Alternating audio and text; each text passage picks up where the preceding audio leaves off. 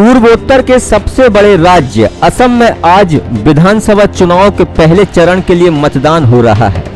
असम में हो रहे विधानसभा चुनाव में कई प्रमुख उम्मीदवारों की किस्मत दांव पर लगी हुई है। चुनाव की वजह से ये राज्य इन दिनों काफी सुर्खियों में है।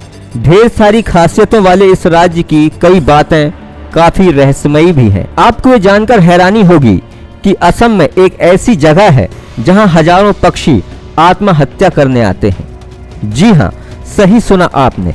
दरअसल असम के दीमा होसो जिले की पहाड़ी में स्थित जतिंगा घाटी पक्षियों का सुसाइड पॉइंट के तौर पर काफी मशहूर है।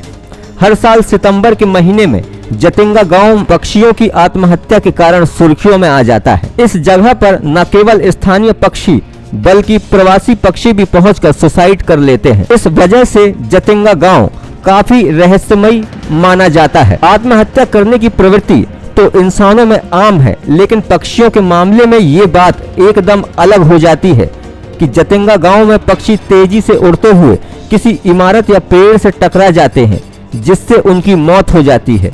ऐसा इक्का दुक्का नहीं बल्कि हजारों पक्षियों के साथ होता है। सबसे पहले अजीब बात तो ये है कि ये पक्षी शाम 7 बजे से रात 10 बजे के बीच ही ऐसा करते हैं, जबकि आम मौसम में इन पक्षियों की प्रवृत्ति दिन में ही बाहर निकलने की होती है और रात में वे अपने घोंसले में लौट जाते हैं।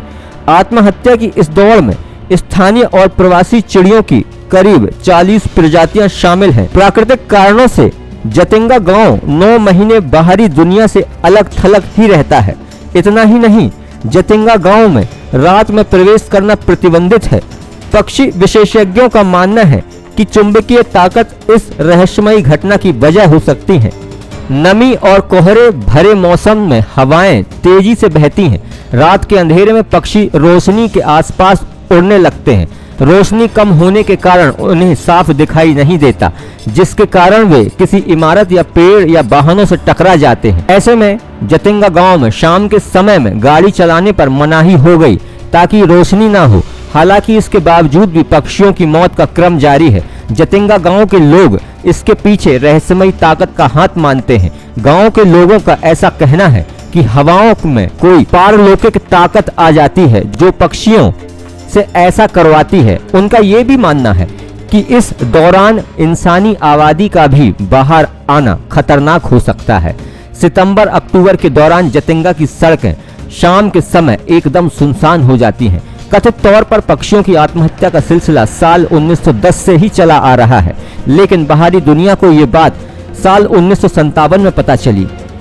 1957 में पक्षी वैज्ञानिक ईपी गी किसी काम से जतिंगा आए हुए थे। इस दौरान उन्होंने खुद इस घटना को देखा और इसका जिक्र अपनी किताब the wild life of India में किया।